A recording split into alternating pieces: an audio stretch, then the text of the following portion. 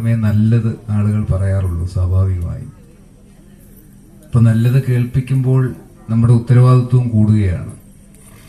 നാളുകളിൽ ഞാനിവിടെ നിന്ന് ആലോചിക്കുകയായിരുന്നു, ഇവിടെ വളരെ അർഹരായ ആളുകൾ, ശ്രീ കെ പ്രസാദും ശ്രീ നിഷ ടീച്ചറും വളരെ ആദരണീയനായ ഡോക്ടർ കെ വി സാബുവും വ്യാവസായിക രംഗത്തെ തന്റേതായ വ്യക്തിമുദ്ര പതിപ്പിച്ച നമ്മുടെ എല്ലാം പ്രിയപ്പെട്ട സുഹൃത്ത് ശ്രീ വി എസ് സന്തോഷും ശ്രീ സതീശൻ സാറും അതുപോലെ ശ്രീ മംഗലത്ത് അധ്യാപകൻ ഉൾപ്പെടെയുള്ളവരെ ആദരിക്കുന്ന കൂട്ടത്തിൽ പൊതുരംഗത്ത് നിന്ന് എന്നെ കൂടി ആദരിക്കാൻ ക്ഷണിച്ച ഇതിന്റെ സംഘാടകരുടെ നല്ല മനസ്സിനെ ഞാൻ നിറഞ്ഞ മനസ്സോടെ നോക്കിക്കാണുകയാണ്.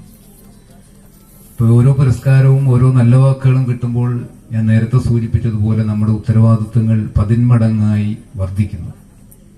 ഇന്ന് നല്ലത് പറയിച്ച ആളുകളെ കൊണ്ട് ഇനി മരിക്കുന്നത് വരെ നല്ലത് മാത്രമേ പറയിപ്പിക്കുവാൻ കഴിയൂ.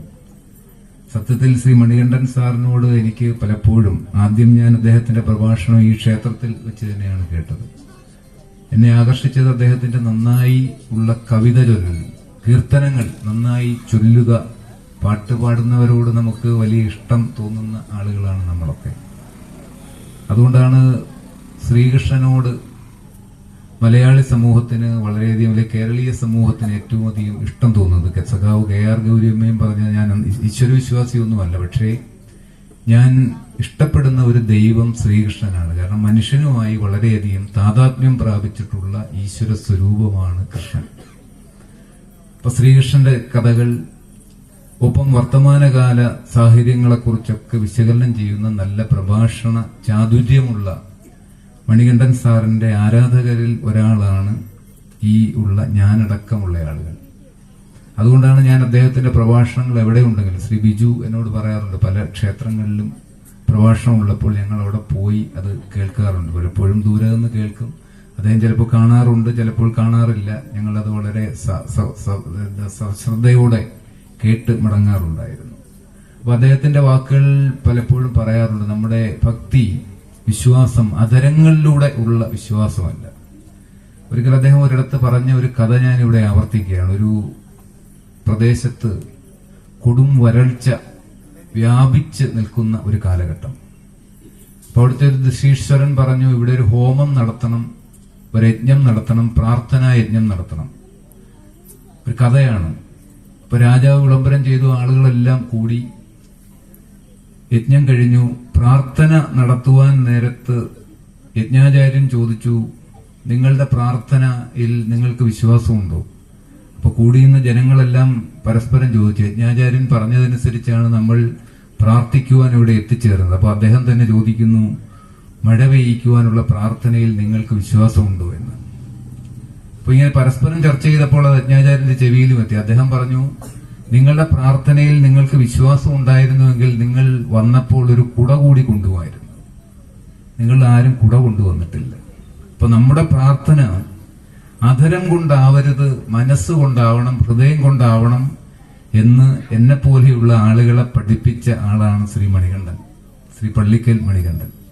അതുകൊണ്ടാണ് അദ്ദേഹത്തോട് ഞങ്ങൾക്ക് വളരെയധികം ഇഷ്ടം തോന്നുന്നത് പലപ്പോഴും. അതുകൊണ്ടാണ് കഴിഞ്ഞ 4ാമത് തവണയും ഈ ക്ഷേത്രത്തിൽ, ഗുരുകുലം ക്ഷേത്രത്തിൽ, യഥാർത്ഥത്തിൽ ഞാനൊരു സംഘാടകനായാണ് കഴിഞ്ഞ വർഷമൊക്കെ ബിജുവിനോടൊപ്പം ഇവിടെ പ്രവർത്തിച്ചത്.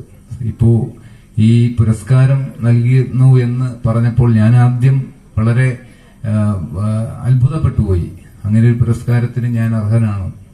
ഏതായാലും കൂടുതൽ ഉത്തരവാദിത്വം ഈ പുരസ്കാരം നൽകി എന്നെ ബഹുമാനിച്ചതിലൂടെ, നല്ല വാക്കുകൾ പറഞ്ഞതിലൂടെ എന്റെ പൊതുപ്രവർത്തന രംഗം നാളുകളിൽ കൂടുതൽ സുതാര്യമായി, ഇന്നലകളിൽ എങ്ങനെയാണോ അതിനേക്കാൾ കൂടുതൽ ഊർജ്ജസ്വലതയോടെ, ആത്മാർത്ഥതയോടെ, സത്യസന്ധതയോടെ പൊതുരംഗത്ത് തുടർന്നു നിൽക്കുവാനുള്ള ഒരു ഉത്തേജനമായി ഈ പുരസ്കാരത്തെ ഞാൻ കാണുന്നു.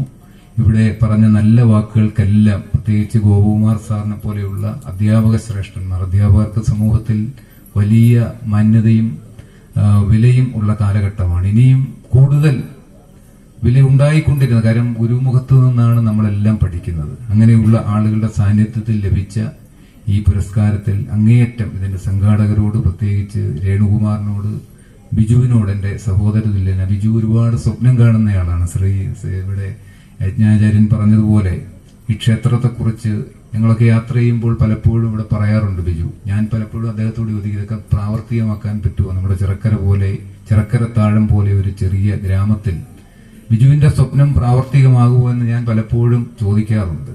പക്ഷേ സ്വപ്നം കണ്ടുകൊണ്ടേയിരിക്കണം, വീണ്ടും സ്വപ്നം കാണണം. ആ സ്വപ്നങ്ങളൊക്കെ പ്രാവർത്തികമാകുവാൻ, യാഥാർത്ഥ്യമാകുവാൻ ഗുരുവായൂരപ്പൻ നമ്മോടൊപ്പം ഉണ്ടാകട്ടെ എന്ന് ആത്മാർത്ഥമായി പ്രാർത്ഥിച്ചുകൊണ്ട് ഇവിടെ നൽകിയ ഈ സ്നേഹ ആദരവിന് എന്റെ ഹൃദയം കൊണ്ട്, പ്രവൃത്തി കൊണ്ട് ഞാൻ എന്നും നന്ദി പൂണ്ടവനായി നിൽക്കും എന്ന് മാത്രം അറിയിച്ചുകൊണ്ട് നിർത്തുന്നു. നന്ദി, നമസ്കാരം.